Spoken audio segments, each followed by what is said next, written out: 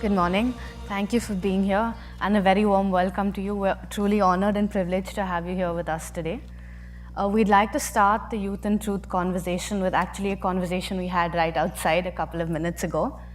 And that would be that in the past couple of years, we've seen that change is coming in multiple forms, be it in education, be it in the job opportunities, be it in culture. Earlier, it would take about 20 to 30 years for us to realize and see this change, but today it's happening at a much faster rate. How would you suggest, or how do you think we as the youth should adapt to change like this and be prepared for it?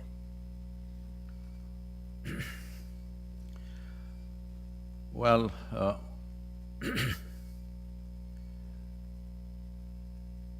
I know I'm in a university.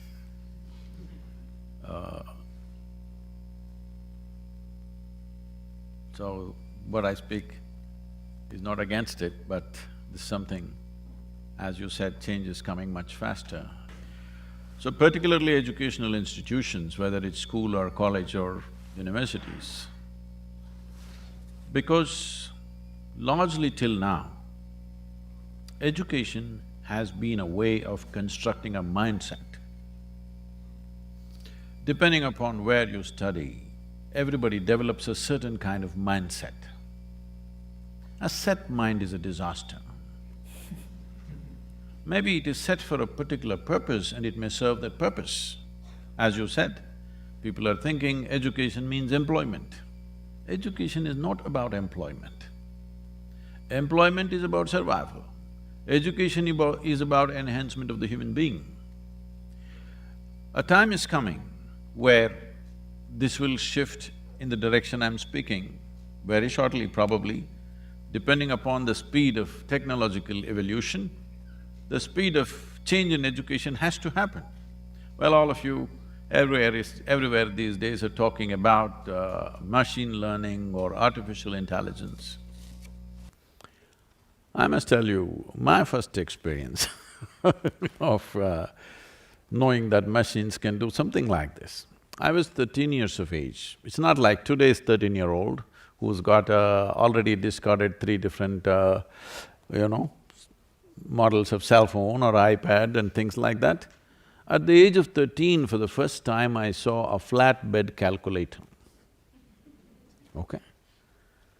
Those days, there were only two companies making it, at least they were the only two available in India, was Sony and Panasonic.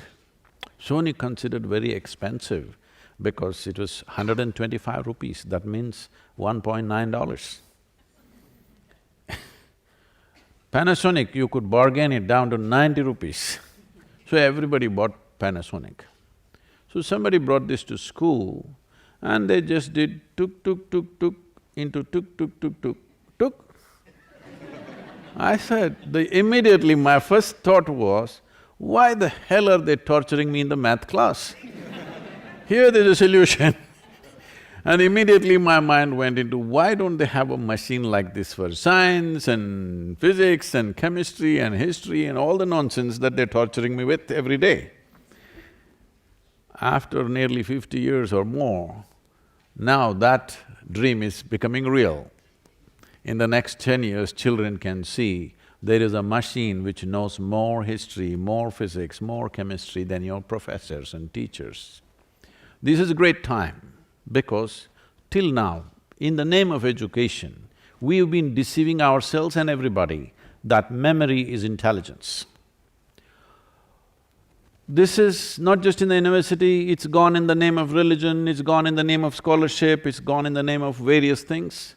Essentially, all this means is, somebody got to read a book a few years ahead of you and suddenly he is a superhuman being. This will die soon and I'm very glad, because now human intelligence will become valuable. Now human consciousness will become very valuable. How you are becomes more valuable than what you stacked up in your head.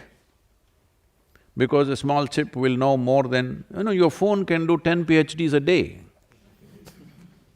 Yes, because that much can be stored. So we are mistaking memory to be knowing or intelligence. So time is coming where human intelligence will be of greatest significance, not memory. So education has to transform itself in this direction. So what this means is, we are moving from mindsets to consciousness. Consciousness means it's not a fixed thing.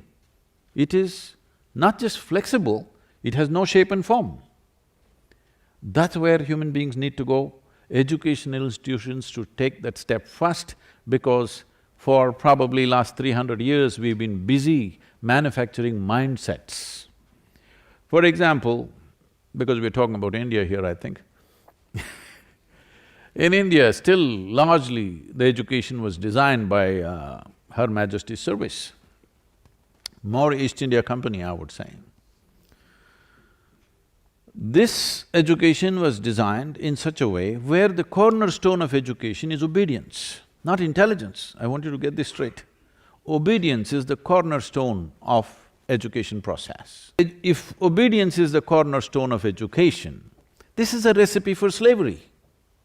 This is the trick of an occupying force.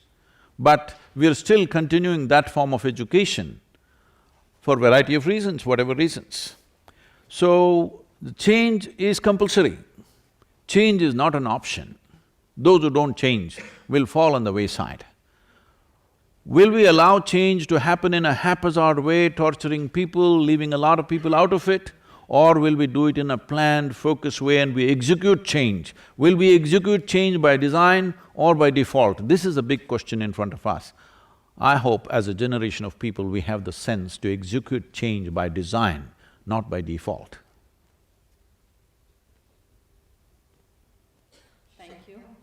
I'm sorry, did I say something wrong?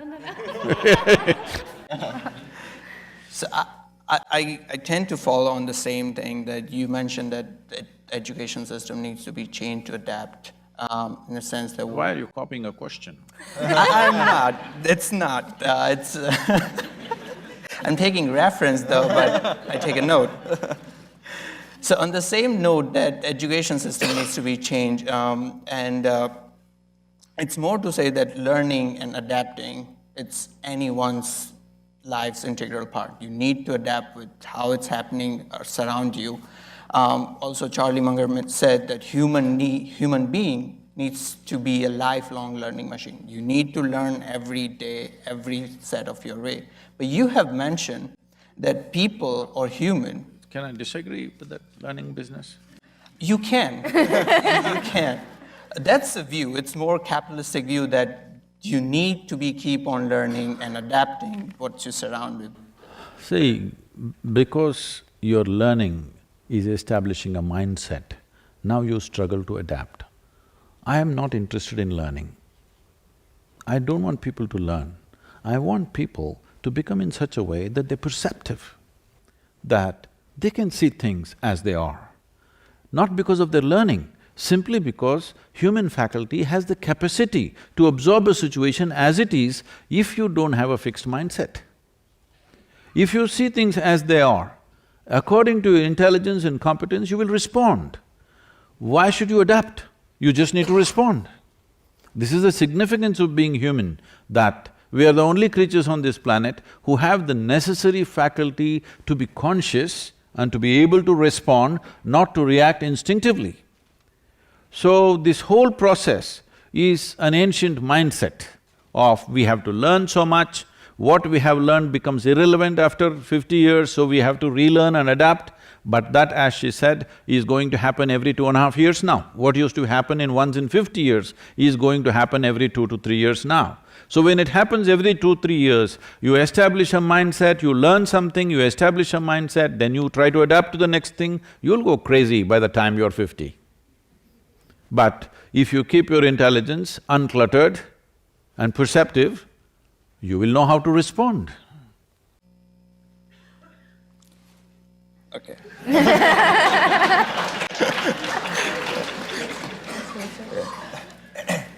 So, one of the questions that keeps popping up in everyone's mind is how do you define the clarity of purpose in your life? And that's something that you've probably been asked multiple times before, but this is something that we still struggle with. and we easily get influenced by people around us and get distracted from what we truly are passionate about. How do you recommend today's youth to be focusing on building true passion and also developing a clarity of purpose in life? Oh, see, this idea that a human being has a purpose to his existence is a very tyrannical idea. The moment you have a strong sense of purpose, you are a natural tyrant.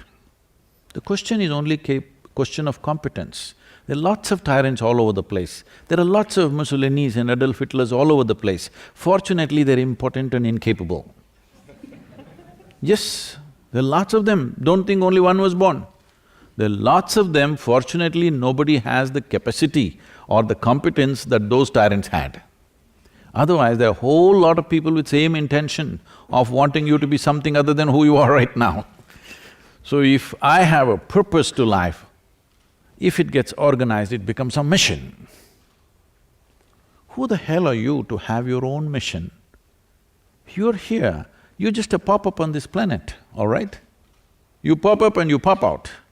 Here, instead of doing what is needed most right now for maximum number of people, you have your own purpose, maybe God-given purpose. Whenever people say they have a God-given purpose, they have done the most terrible things on the planet. Now you don't like it, it's okay, but have they not? Whenever people said, God spoke to me, terrible things are coming. You can be sure about it. You heard these statements because you are trying to endorse your nonsense with some other authority from elsewhere. Why do you need a purpose? Life is a phenomena beyond your understanding. You're here to experience it and enhance it for yourself and everything else around you. That's about it. What is there for you to have a purpose of your own when you've not even figured out where it begins, where it ends? When you have not even figured out where this cosmos begins, where it ends, where you come from and where the hell you will go, how come you have a purpose of your own? You don't need a purpose, you just need sense. You need sense and sensitivity. And sensitivity will naturally come if you look at life as a more inclusive process. Right now, some studies in the last 2 days creating a flutter, I've been talking about it for last 25 years. Some studies say that in the next 5 years, the insect population is going to go down so dramatically that all agriculture on the planet could be seriously hit and food could become a great crisis. I've been talking about this continuously for last 25 years. People think worms and insects are no good. But I'm telling you once again, if all the worms die right now, in the next 14 to 18 months, there will not be a single life on this planet, including you and me. If all the insects die, within the next 2.5 to 4 years, not a single piece of life will exist on this planet. But if you and me die, planet will flourish. Yes, this is the fact of our existence or no? Hello? Whatever nonsense we think about ourselves, without human race, this planet will do great. But without worms, insects, microbes and various other creatures, this planet cannot exist as a life. So, our idea, the most destructive idea that's been put into human minds in the name of religion, philosophy and nonsense is that creation is human-centric. Creation is not human-centric. You are just a speck in this creation, you're really nothing. As I said, you're like, on your computer screen there are pop-ups. You pop up and you pop out. You think so much about yourself, but actually before you and me came here, countless number of people who all thought they are great people came and went. Where are they now? All topsoil. Yes or no? Worms are feasting on them, all right? But human beings, this is all it is. In this vast cosmos, this entire solar system is a tiny speck. In that tiny speck, this planet Earth is a microspeck. In that microspeck, Detroit city is a super microspeck. In that, you're a big man. This is a serious problem. This is all because of our learning, do you understand? This is because of our learning, because we've lost our sense of perception. We are not seeing things as they are. We are making up things in our mind in the name of education. It's time we come to reality. Once machine learning comes, your nonsensical learning will not mean a damn thing. Just because you read a book, you're acting superior. No, a 5-year-old kid will turn on his machine and tell you, here. It's a great time.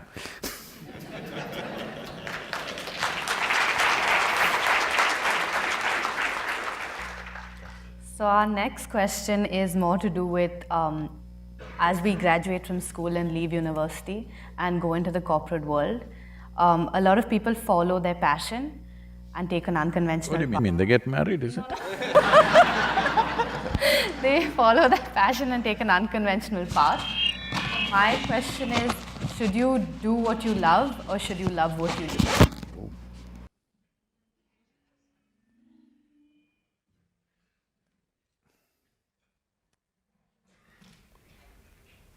You should not love anything. The important thing is you're just loving, all right? If you're right now loving, if you see the flower, you will handle it lovingly. If you see a man, woman or a child, you will behave lovingly. If you see a dog or a cat or even an insect, you will behave lovingly. Or if nobody is here, you will just look at everything lovingly. This is what is important for a human being. I love something is a vested interest in the world. They've caused immense damage in so many different ways. Well, out of this, many products fall out which I don't want to go into the detail now, but the simple thing is just this. See, follow my passion, I know it's become a very, what to say, in thing to say everywhere, I follow my passion. Your passion is destructive.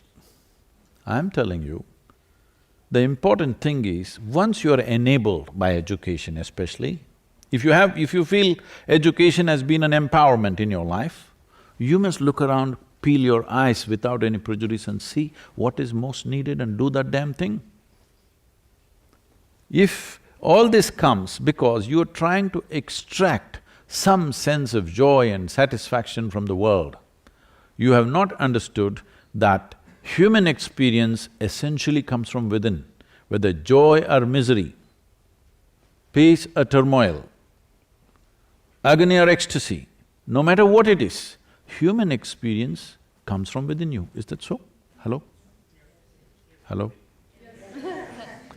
It looks like I'm asking for a higher opinion. Human experience, no matter what, madness or frustration or love or joy, everything comes from within you, isn't it? You're trying to create an inner experience by managing the world. This is why all the disasters are happening. Why human beings are so insensitive to everything, why they're going about on a rampage. We call this development, we call this economy, we are on a rampage, all right? Why we are like this is, we are trying to extract an inner experience from an external manipulation. No, this is the first thing you must settle before you step out of this university. You must settle this one thing, that your experience of life is created by you. Now naturally you will see what is the best thing I can do in the world. And that's what you should do, what is most needed right now. If you are an empowered human being, so much investment has been made on you in the name of school, university, education, all this stuff. When so much has been invested on you, you must see what is most needed right now. And of course, whether you have competence to do that specific activity or something else, that judgment is always there. But not the question of what… My passion means, I like to do this, I don't care whether it's needed or not, I just like to do this. This is a vested interest, isn't it? So just to follow up on that. So as you said, the summary But if it's a local girl, it's okay, you can do passion. No, the summary of that will be that we choose to learn those things that we think value in it, not those that transform them, correct? So how do you suggest that one can expand his or her horizon to see beyond that what's her or his logic tells to do it and not to do it, basically. See, of course, human beings will act according to their individual intelligence. That is a given, isn't it? You cannot do the same things that I do, or I cannot do the same things that you do. This is the nature of life, this is the nature of human intelligence. But why is it that we are seeing the same situation differently? Is probably because we have evolved different types of mindsets. But if you don't have a set mind, that is, your brain is not a concrete block, it is willing to take any form that's needed, then I believe if we look at this situation, both of us will see it as it is. If we see this situation, whatever the situation, as it is, we'll be seeing it the same way, isn't it? If you hold your opinion above your perception, then you will see it differently. If I hold my learning and my mindset above my perception of things or the reality of what is there, then I will see it differently. Then of course, we will fight. But that is what I'm saying. Why are you approaching with a set mind? You are approaching with a set mind because you are giving too much significance to the information that you have gathered. Information is not intelligence. It is human intelligence that is needed to transform situations. Information, what is very valuable today, tomorrow it may be trash, isn't it? Because you're talking about change. When situations change, the information that you have, which you thought is very valuable, becomes trash or no? So, following up on that question, so in working towards our ambitions, we sometimes forget to enjoy the present, experience life as it is, and we strive towards making the beautiful future. Now, how do you recommend that we think about balancing the two? That is, enjoying the present versus working towards the future?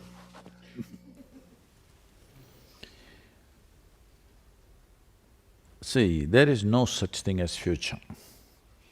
It's just a plan in your head. Such a thing doesn't exist anywhere in the universe. Is it so? Hello? It doesn't exist anywhere. In your experience, there's only what is here now. What is right now, here and now, is all that is there in your experience, it's all that's ever been. So, there are two very important faculties which are unique to human beings compared to every other creature on this planet. We have two faculties which are very unique to us, which is a very vivid sense of memory. Because of this vivid sense of memory, we have a fantastic capability to imagine. If you did not have memory, would you be able to imagine? No. So right now, traveling from memory to imagination means you're traveling from past to future, completely bypassing your experience of life. Right now, what is it that human beings are suffering? The various levels of suffering people are going through. It even happens in the university, I know. Those really, you are in the most insulated atmosphere, even here people suffer immensely, I know that. See, they are not suffering life. They are essentially suffering their own memory and imagination. Hello? Because people can suffer, what happened 10 years ago, they still suffer. What may happen day after tomorrow, they already suffer. So is this life? Or is this suffering of memory and imagination? You are just suffering your memory and imagination. You haven't even touched life. This is the unfortunate consequence of learning, that you don't know how to keep your memory in your memory chip and keep yourself free from that. You carry your scholarship on your head, this is what happens to you, because you are living in memory. The whole value of your life is because of the memory that you carry, isn't it so? See, when you say, I'm educated, what does it mean?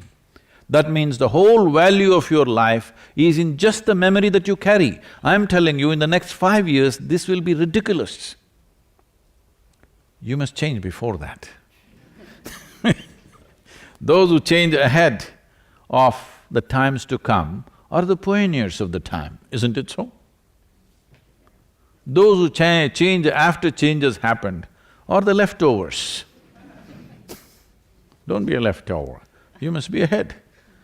The simple thing is just this, well, we acquire some knowledge about how to do this, how to do that, it's useful.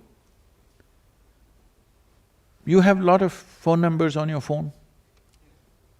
So at least now, there was a time when I used to remember at least around 800 numbers and names because I didn't have a phone book and there was no cell phone. Just by memory we used to remember. It was very valuable, very valuable. Now it's just trash. I don't even know my number anymore. Really, people ask me, Sadhguru, what's your number? I really don't know because it doesn't matter anymore, because the machine does the damn thing, isn't it? You don't have to remember your own number, it is all there. So I'm saying, you do not make yourself who you are because of what you remember. This means you are a creature of the ancient times. The ancient may mean 2 years ago or 2000 years ago, it doesn't matter. You belong to a place which is dead. You become part of the dead. Now future imagination and your expectations means you are trying to raise the dead. Don't try that. Shall I? You okay for a joke or? Yeah. They are becoming very serious, that's what I'm afraid. The first consequence of scholarship is you become serious, not just serious, dead serious. This happened, an old couple were watching an evangelical program on the television. The preacher was going full on and he was promising he's going to heal them and all that stuff. So over the television he's going to heal them. He said, place your hands wherever you have problem in your body, I will heal right now. So the lady put her hand on her throat and sat, because she had a thyroid issue. The man looked at her and then put his hands upon his groin and sat. She looked at him and said, John, he only said he will heal the sick, he did not say he will raise the dead.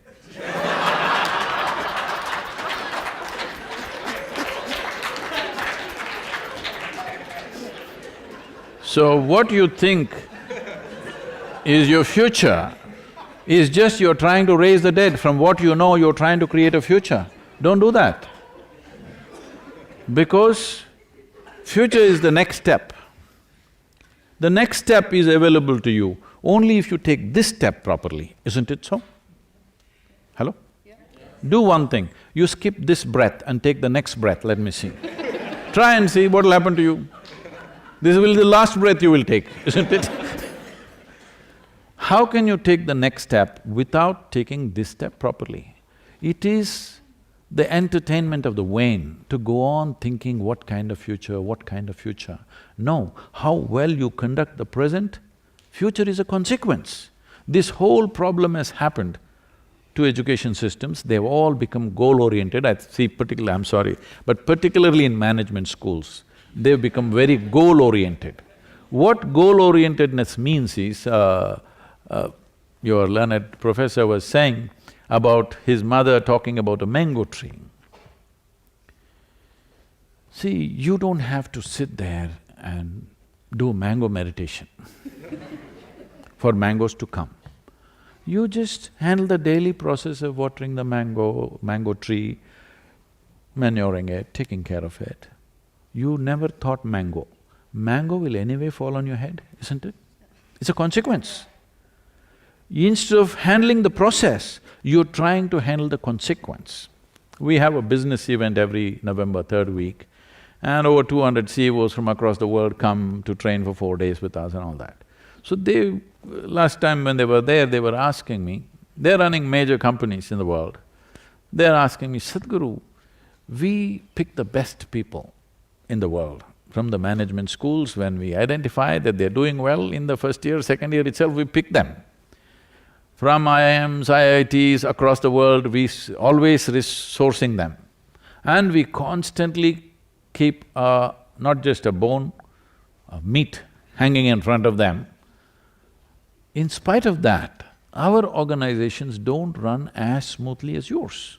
And we know you're a slave driver. That is, it is a volunteer organization, nobody's paid for the job, nobody's trained for the job, I get only dropouts. So, they said, how is it that everything is running like a seamlessly smooth machine out here? Not small operations. Over 9 million volunteers across the world, variety of activity happening. Nothing ever fails, it just goes on properly. How is this? I told them, see, this is all it is. Your problem is, you have set a goal. Your one eye is on the goal, so you have only one eye to find your way, very inefficient. Here I have inculcated in everybody, they are devoted to the process of what they're doing right now. They don't care, they don't even know where it'll go. They are just absolutely devoted to what they're doing right now. Well, somebody else is directing it. It will go where it has to go. If we don't do what we're doing right now really well, where I want to go is just hallucination, isn't it? So don't think this hallucination is a making of the future. If my blessing for all of you is, may your dreams not come true. Because what can you dream of right now? Only exaggerating what you already know, isn't it so? Hello? Yes. Can you dream of something that you do not know? Only what you already know, you exaggerate it a little bit and think, this is my dream. My blessing is, let your dreams not come true. Let your life be about something that you could never dream of.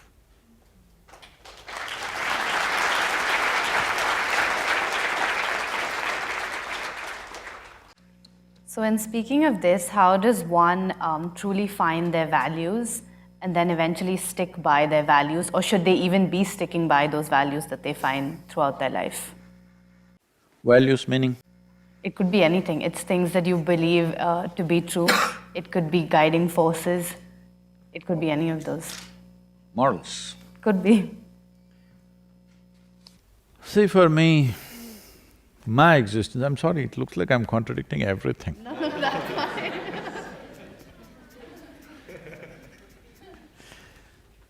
I have no morality.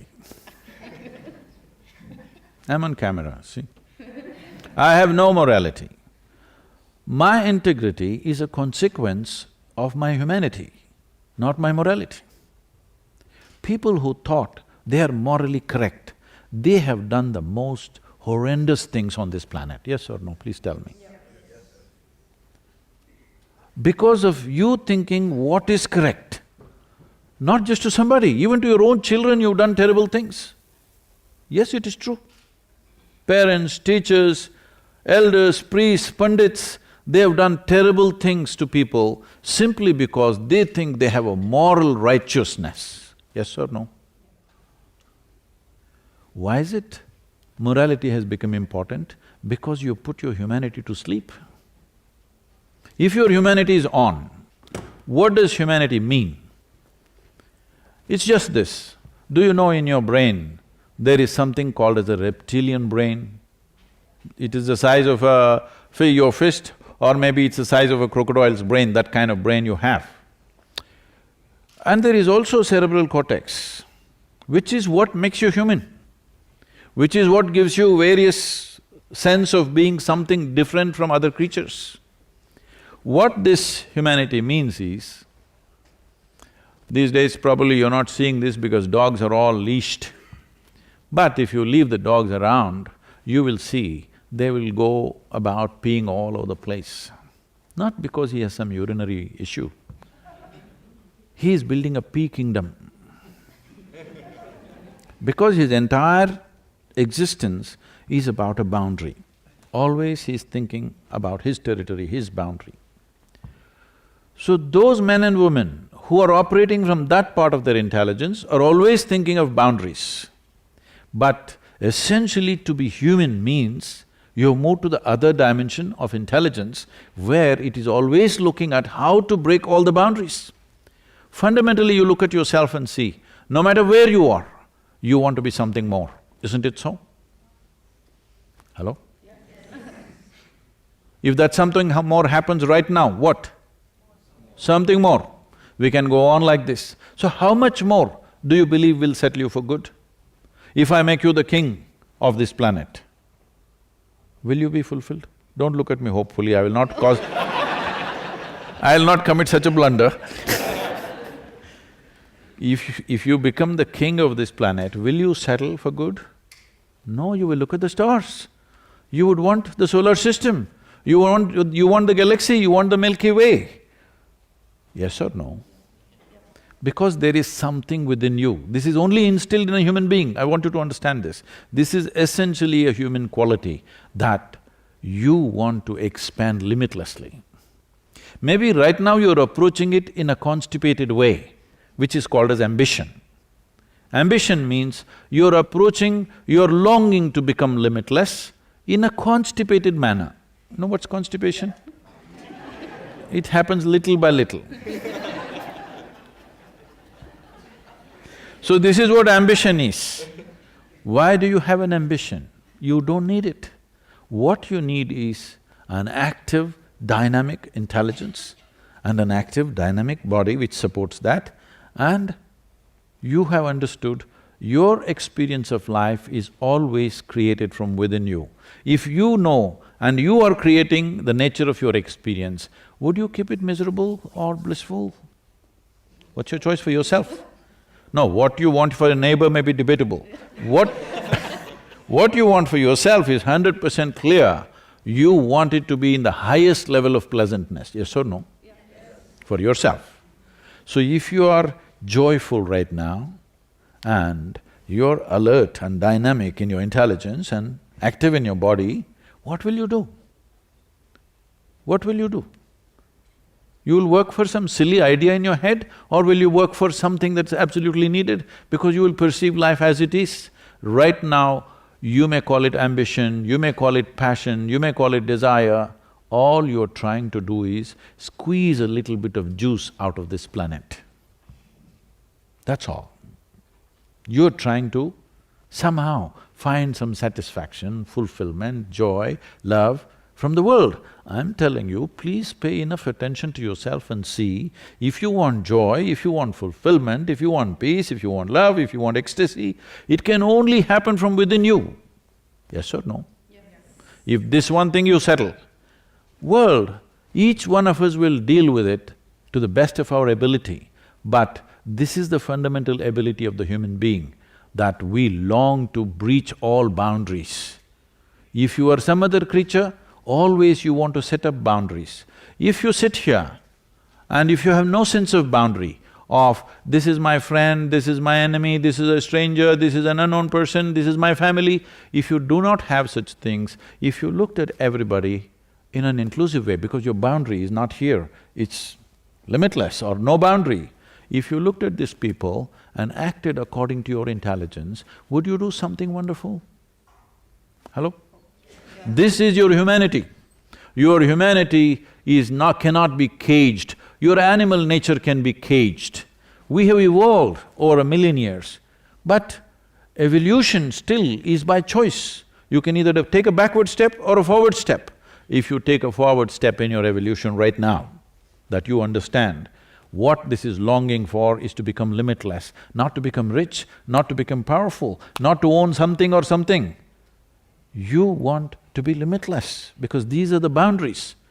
So do you want to enhance it in increments? Do you want to go in installments towards the infinite expansion that naturally this life is seeking? You think in installments you can get to infinity? You think it's possible? No. No. So how do we do it? At least you must look at it. I don't want to go into that aspect right now, but at least you must look at it, because if you fulfill your ambition, your life will not be fulfilled. Only because you take a lifetime to fulfill it, it is so. Whatever your ambition is, suppose by today evening I will manifest it for you, will you live with total fulfillment for the rest of your life? What you want in next 50 years, I will have it done for you by today evening. Will you live joyfully, peacefully, absolute fulfillment? Will you do it for me? No. So it's not going to work anyway. So only thing is, only if you fail it works. It's a wrong way to wire yourself. Only if a simple thing that you want takes 50 years to get there, then it works. But if it happens tomorrow morning, it'll be a disaster, isn't it? So now you're talking about change at a rapid pace. So what your ambition is, if it looks silly tomorrow morning, what do? You already invested in that direction, you can't change. So it's best you don't have an ambition, you don't have a passion for anything, but you're capable of doing everything passionately. Whatever is needed, you're capable of doing it joyfully and passionately. That's what makes a human being who he or she is. So Sadhguru, let's take on that.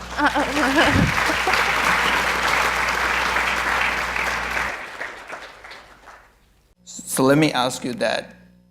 I'll be the simple person. I don't want any passion in my life. I don't want any… No. No, I'm just saying. Take off the simple. Because I'm saying, having an ambition and passion is simplistic. I am not talking about you becoming a simple person. In fact, you become a limitless human being because you have not fixed anything for yourself. If you are joyful… Have you noticed this by yourself? On a certain day, when you're very happy, are you willing to do more things? Or on a certain day, when you're a little depressed, are you willing to do more things? Please tell me. So, lot of idiots on the planet are going about spreading, oh, if I am happy right here, I will not do anything. Well, your experience clearly tells you only when you're happy, you're willing to do whatever is needed, isn't it? You're willing to bend backwards, even to reach out to somebody on the street. But when you're little miserable,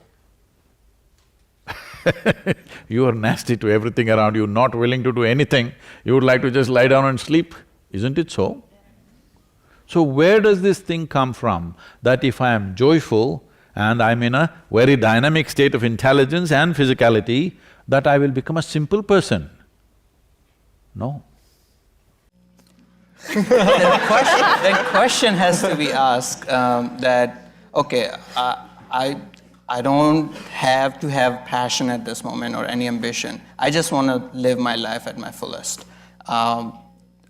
Full-on happiness, joyful, and I just want to live at the fullest of my potential. How can I do it? What's the step will be? You're getting to the point. See,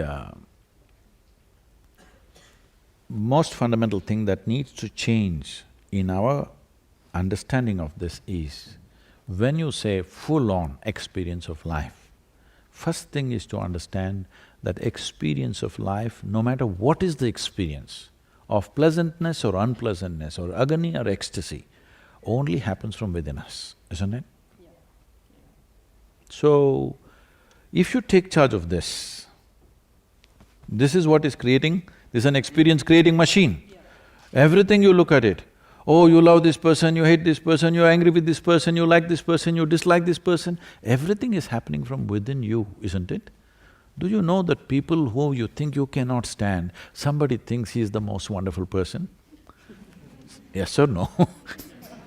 So, this experience is created from within you, no matter what is the nature of your experience. If you take charge of this one thing, that your experience is determined by you and nobody else but you.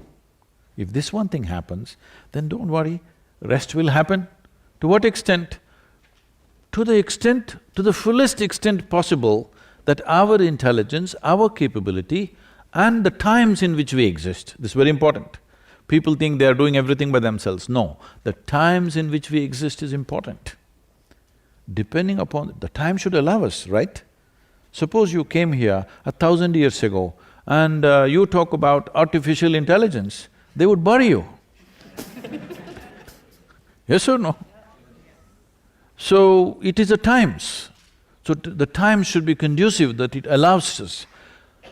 With all this, in your life, if you do not do what you cannot do, it's not an issue. But in your life, if you do not do what you can do, you're a disaster, isn't it? I am only talking about avoiding this disaster, because most people have become this disaster because they have their own passion, their own ambition, their own mission and their own moods going up and down, all kinds of things. If you did not have all these things, you would do everything you can do, isn't it? In your life, this much must happen. Everything that you can do must happen. What you cannot do anyway doesn't happen, what to do?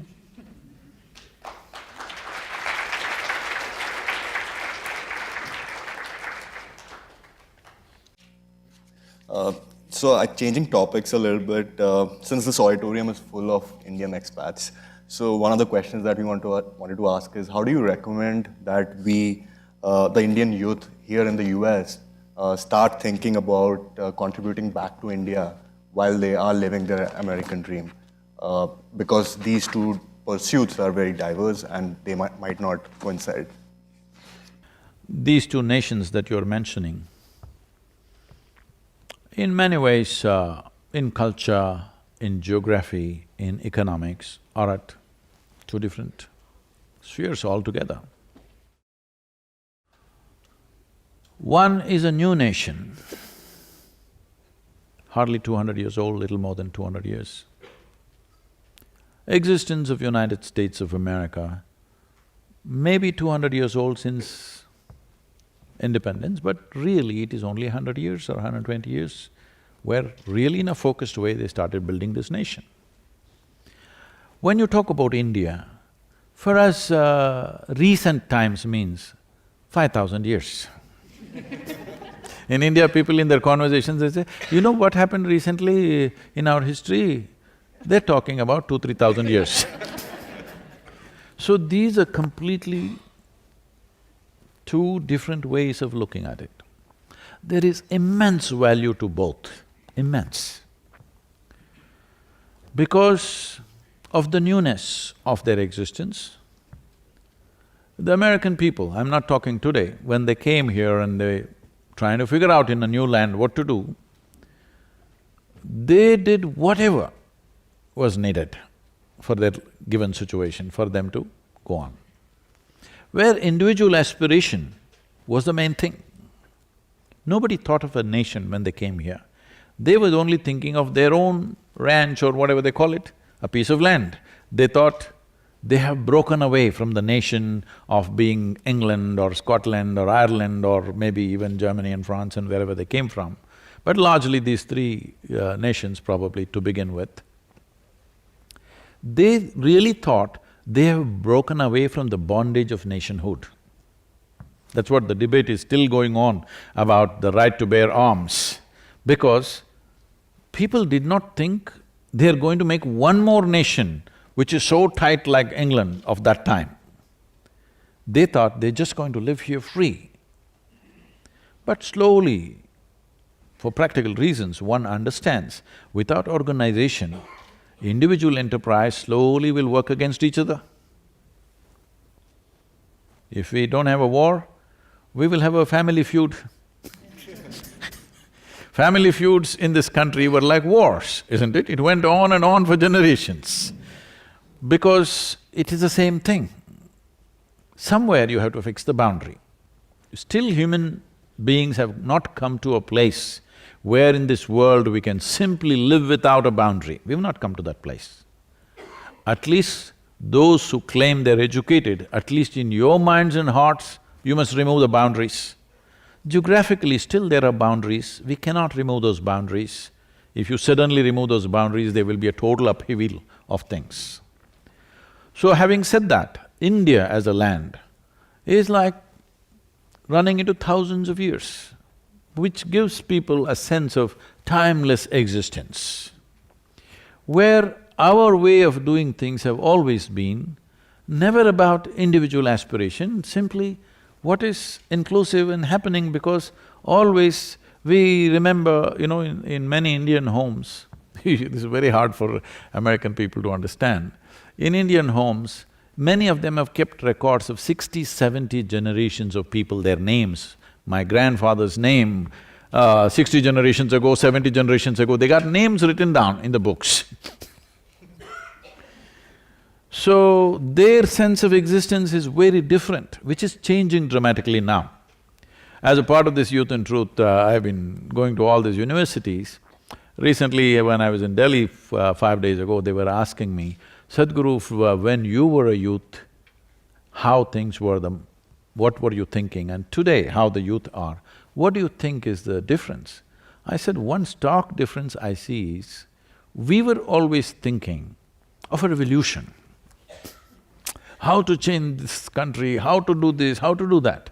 Today you go into the university, everybody is only talking about individual aspiration. Nobody is talking about the larger context of what it is. This is a consequence of a certain level of economic development.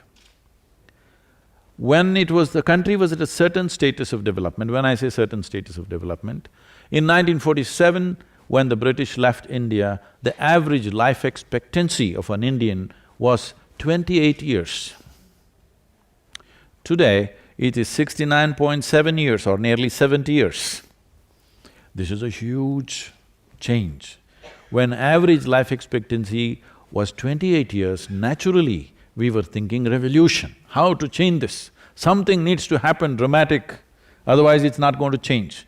But today, the present youth are thinking of individual aspiration.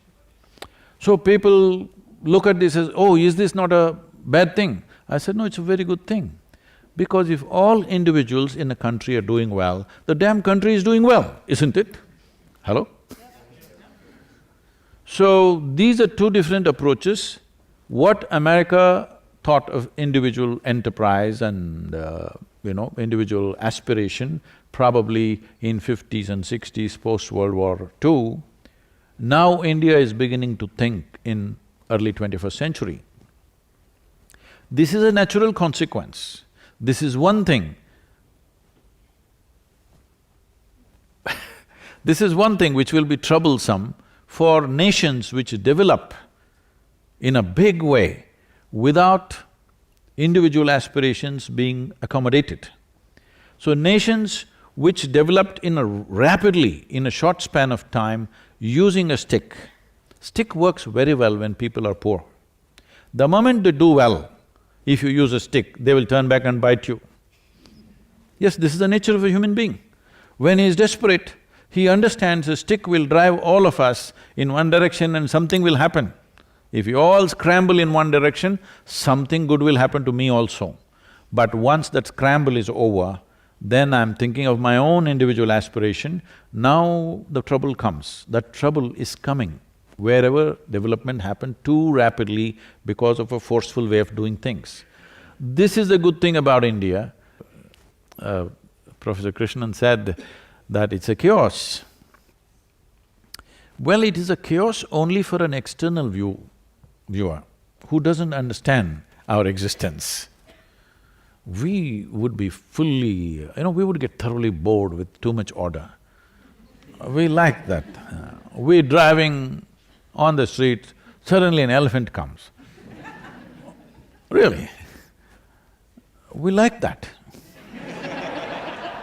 If suppose an elephant came on an American interstate, oh, the whole nation will scream, how can this happen? An elephant came on the street. We are very excited, we'll pull out our cell phones, take pictures and share with everybody. I saw an elephant on the road today, all right? So it's a… see, there are two kinds of orders. You can have a manicured garden and it looks like spick and span, everything is the way you want it. And you can have a forest where nothing seems to be in order.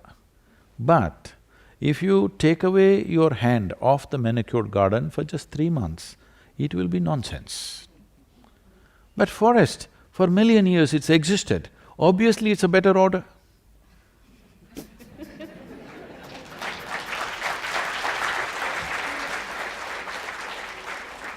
It is just that to live in the forest, you need different kinds of skills. Yes. Well, once in a way you get eaten by a tiger, but you travel all the way to Africa or India to see a lion or a tiger. So when you got eaten, you definitely…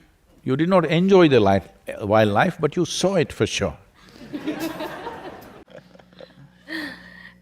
Thank you. We'd now like to open it up to audience questions. So we have a couple of people with mics moving around. If you could just raise your hand and they will come right up to you.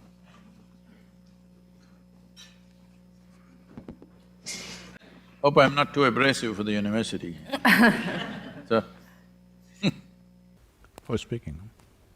Okay. You need a microphone. That's a microphone? Yeah.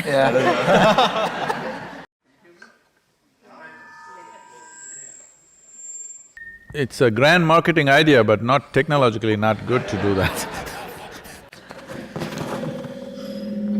Sadhguru, namaskaram. My question is about India. India currently is a shining star on the global map. Economy is thriving, people are flourishing, all things are great and going good. And in the last 4.5 years, we have seen a decisive, serious government which is taking us in this development path. But my question is about this gruesome, horrible act that happened yesterday at Kashmir. And we saw 40 plus Jawans killed. So I don't know what's the psyche of these people who can get into a car with 300 kgs of ammunition and, just blast. My question is, how can government do decisively, to solve this at the bud? And the second part to it is, I know it happens periodically, but the psyche of these people, how can this be changed? Can we ever imagine inner engineering in Pakistan or POK without being killed? Without having the fear of being killed? Leave the question then, yeah. That's my question, the two aspects to it, the government aspect and the people aspect. Thank you. See, as I said earlier, we're still not in that level of human consciousness where all boundaries and borders can be just wiped out and human beings just embrace each other and live. There's no such love affair going on, okay? Still, national identities, religious identities, various other kinds of ideological identities set us against each other. It is as simple as it is, but when it comes as to how it manifests on the ground, it's too complex. It's not something you can solve like that. So, in the making of a nation, one important thing is the sovereignty of the nation. Because nation exists only because of its borders. This may be an unpopular thing to say in United States right now, but but you call something a nation, only the first and foremost is the geographical border, isn't it? Well, people can go this way, that way, people can change their language, people can change their religion, people can change their beliefs and ideologies, but it's the geography which is the first dimension of making of a nation. So this sovereignty should not have been dragged for so long after independence. It's a serious mistake. It should have been settled immediately. But unfortunately, they did not settle it for… I mean, I don't want to make a political postmortem now, but it's a serious mistake not to settle the sovereignty of the nation, not to fix the boundaries and say, this is it. Still, it is a line of control. It's not the national borders, it is still a line of control which is always out of control. And there are various things, I don't want to give a political commentary now. So you're asking about the mindset. The mindset is like this. This has been in many ways put across. They are fighting for what they believe in. You are trying to fight for what you believe in. And this will go on endlessly, you understand? Either you must change your belief system or they must change their belief system. And that doesn't look like in your future, all right? That doesn't look like that. But Either you must have the wisdom to end the enmity. You must kill the enmity. You must have that wisdom. If there is no room for that wisdom, unfortunately, it will naturally translate into killing the enemy. It will naturally go there. Whether you am I propounding this? No, it will naturally get there, whether you like it or you don't like it. So just because somebody lives across the border, do you want to kill them? Definitely not. But at the same time, do you want to protect what you see as this nation? This is an unfortunate dilemma of being human. If you were an animal, anybody crosses your boundary, enters your territory, you just kill him, all right? Hello? But this is the dilemma of being human. Somebody crosses your boundary, you may have to kill him, but you don't really want to kill him. This is the struggle of being human. This struggle must be there in a human being always. If this struggle goes away, you will become an animal. This struggle must exist within us, but still, acting decisively for the larger well-being of a nation has to happen. Why I'm talking about a nation is, for me, nation is not a political entity, nation is not my nationalism, I don't belong to that. For me, nation is the largest amount of population you can address right now. If you want to bring well-being, you cannot address the globe. Hello? You cannot address the whole globe just like that. It is not within your means to address the globe. The best thing you can address right now, the largest human entity you can address right now is nation. If you go down, maybe there are states, maybe there are religions, maybe there are castes and creeds and all kinds. Don't go there. Address the nation because it's the largest segment of humanity you can address right now. In that context, sovereignty of the nation becomes of prime importance. Well, what has to be done, but we must have pain in our heart. Even when we cause damage to somebody who is a threat to us, we must have some pain in our heart, otherwise we will lose our humanity.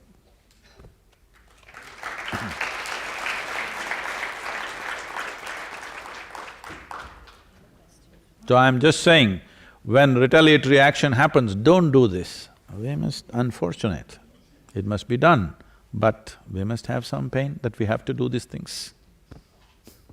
Vanakkam Sadhguru. Hi, I'm Rashmi, I'm from Chennai. Now, have practiced Shambhavi Mahamudra since I was 15. Thank you for it. And Who is serving you idli and sambar here, huh? my mom isn't here, I'm missing her.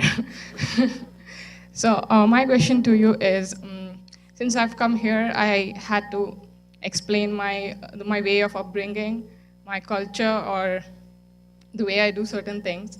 And you have said Adi Yogi is not light, he's darkness. But darkness is something that is associated with evil in certain cultures. I'm a dark person, so you're saying I'm evil? I understand what you're saying, but I'm not calling you evil. I understood what you said when you said Adi Yogi was darkness, he was not light. But when I'm explaining it to my friend or to anyone for whatsoever, how do I put it in a context that they understand? Because like you said, there are cultural differences. And how do I put it in a proper context? Is it okay for me, can I take the liberty of referring to you also as little bit dark like me? I would love that. Okay. So you're a dark girl, all right? Now that you're a dark girl, you make yourself so wonderful that people will start saying, oh, dark girls are wonderful. That's the only thing you should do in the world. Don't say, no, this color is good, that color is good, this is nonsense. Make yourself so wonderful, people see, oh, dark-skinned people are fantastic.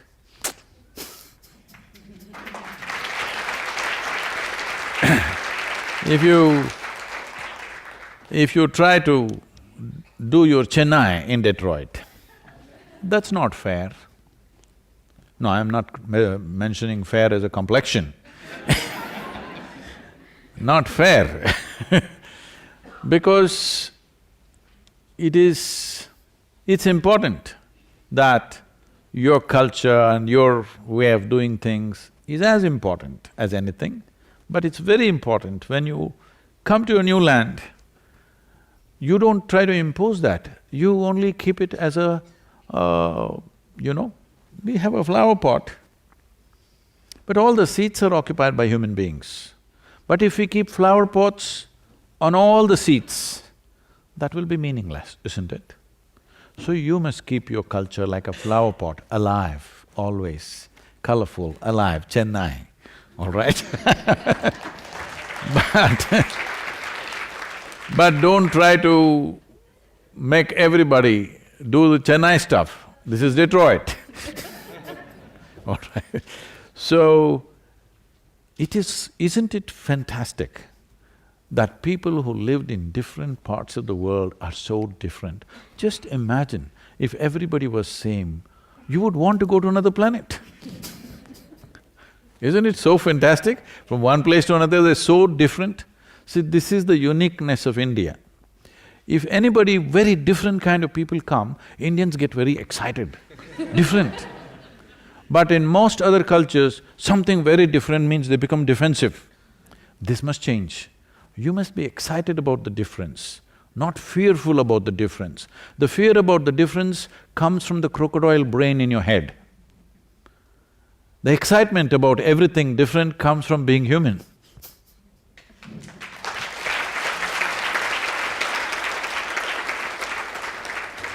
And about you trying to sell darkness. See, light has become very valuable simply because of the way our visual apparatus are made. Suppose you were an owl. No, I'm not saying that. Suppose, because in South India, being an owl is not considered wise, it's considered stupid, okay? So suppose you were an owl, your value would be darkness, isn't it so? Hello? Because that's how your visual apparatus are. Right now, what you know as light, let's differentiate between what is light and what you know as light. What you know as light can only happen if something is burning. Is that so? Coal is burning, petroleum is burning, nuclear energy is burning, or the sun is burning. Something has to burn, only then the kind of light that you understand through your visual apparatus can exist. Anything that burns will not burn forever, is that so? It has to get exhausted somewhere. If you set up a lamp or a candle here, it may burn for 2 hours. This bulb may have whatever 20,000 hours they're talking. You may have 100 years, the sun may have 100 billion years, but everything that burns will burn out sometime, isn't it so? So what doesn't burn is always cool and dark, you and me, huh?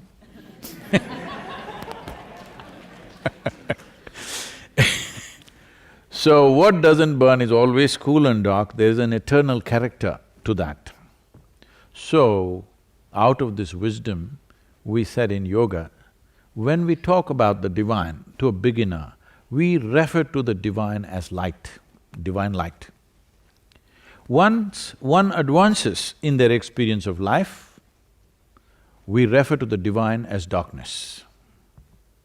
Because only darkness can be unlimited, borderless and infinite. Light, as you know it, can only happen in a momentary way. It flashes up and it goes down. So light, as you know it, is a very temporary and momentary happening in terms of existence. What you think is sun in human experience, because our life is just a few years, we think it's a limitless source of light. But in the nature of the existence, in the nature of this cosmos, sun is just a momentary happening. It just flashes up for a little bit of time and dies out. But the larger part of creation is largely dark, isn't it? Lightless, because it's eternal and always. So, it's good.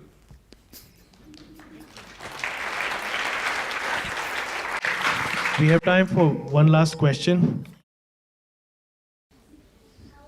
Oh, sir. My name's Amrithya and I have a Can you speak question. a little louder?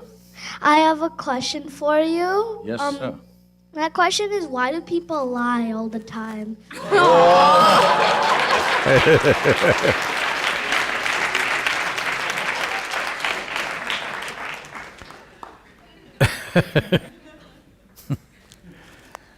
So, it's not that people lie all the time.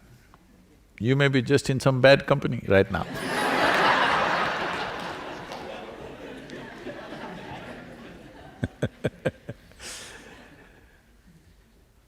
Now, for yourself, leave the other people. For yourself, you're a little boy. Oh, I'm sorry, you're a big boy. You must understand this. Don't concern yourself about what is truth, what is a lie. Just concern yourself about this one thing. Every word I utter, every action that I take in my life, is it for everybody's well-being or is it just about me? That's all. Don't worry about what is true, what is lie, these are all endless, nonsensical debates.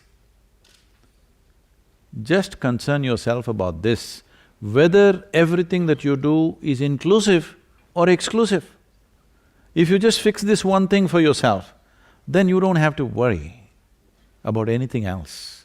About am I correct, wrong, am I right, wrong, am I sinning or in virtue, am I telling a lie, am I telling the truth, this is not the point. The point is your existence, your action, your word, everything. Is it inclusive or exclusive? Just fix that one thing.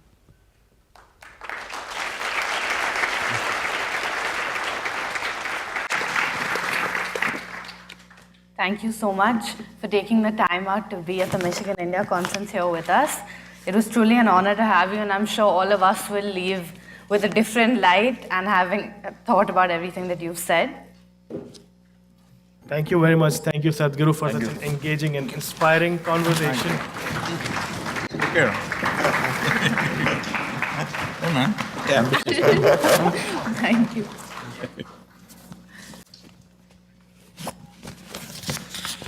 It's been a long time since I came to Michigan. Thank you for having me here. Thank you very much. Thank you.